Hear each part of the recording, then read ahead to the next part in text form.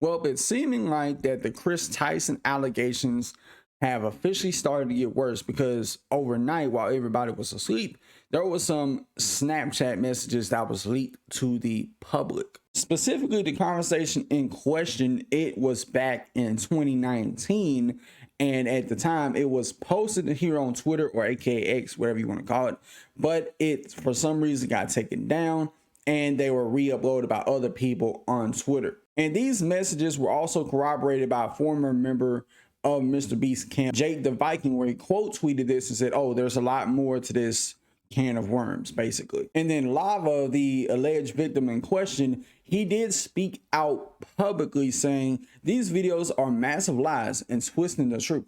Ava never did anything wrong and just made a few edgy jokes. I was never exploited or taken advantage of. Can you do me a favor and comment on these videos and tell them to stop spreading lies? This situation takes away from children who are actively being exploited every day online. I'm not a victim of anything being claimed in these videos or at all. Now, also, people have been putting a lot of pressure on Mr. Beast to do something or say something about the matter, but there's only really so much he can do right now. He can't just hop online and just say, "Oh, I'm done with Ava." I think it's one of the things he's taking his time to kind of like gather all the pieces of information before he just jumps to the decision, even though we've seen everything online. And for all we know, Ava may not be a part of the team anymore after these allegations, and it could be one of them quiet firings where we don't publicly speak on it and the public will just put two and two together eventually. But in the case of Lava saying he's not a victim or wasn't a victim at the time,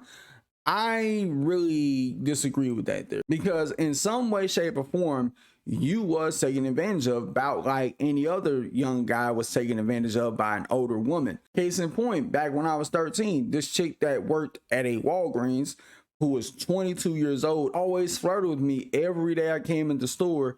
And granted, it never led to anything, but was it weird? Absolutely. And at the time, somebody would have told me, "Oh, you're a victim," I probably would have said the same thing that Lava said.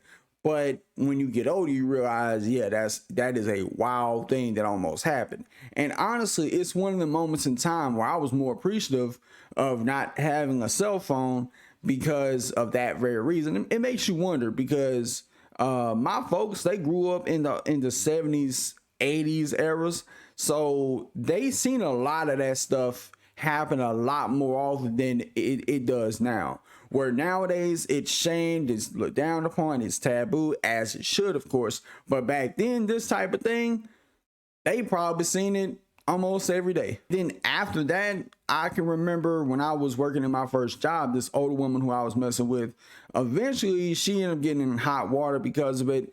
And the crazy part about it is she was not only married, but her husband would come to the store making deliveries almost every day.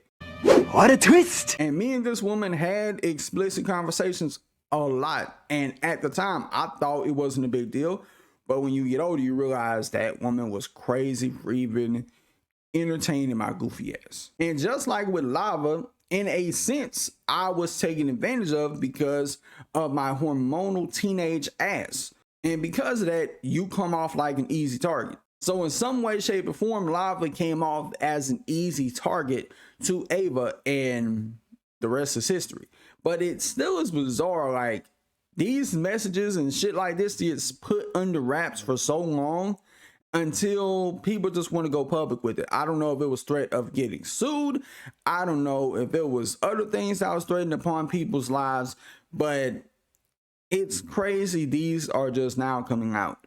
And just like I said in my last video about the subject matter, I do think that this whole situation exposes the hypocrisy with Ava nonetheless, because the conversations at the time when Kris transitioned in Ava, people was calling for Mr. Beast to disavow the decision that Ava had made and to distance himself from Ava, not have anything to do with the person. But the hypocrisy comes in when a guy has some serious allegations against him, everybody always is like, damn, why is he bashing his friend? Why isn't he sticking up for his friend? And I'm just speaking generally here. You would see people say, damn, maybe he should stick by his friend. Why isn't he supporting his friend? Why did he just up and abandon his friend?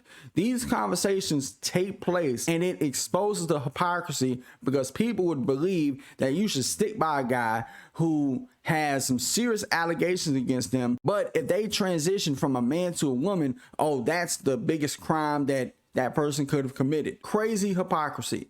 But with that being said, y'all let me know what you think about this in the comments below. Till next time, I'll see y'all in the next video. Peace.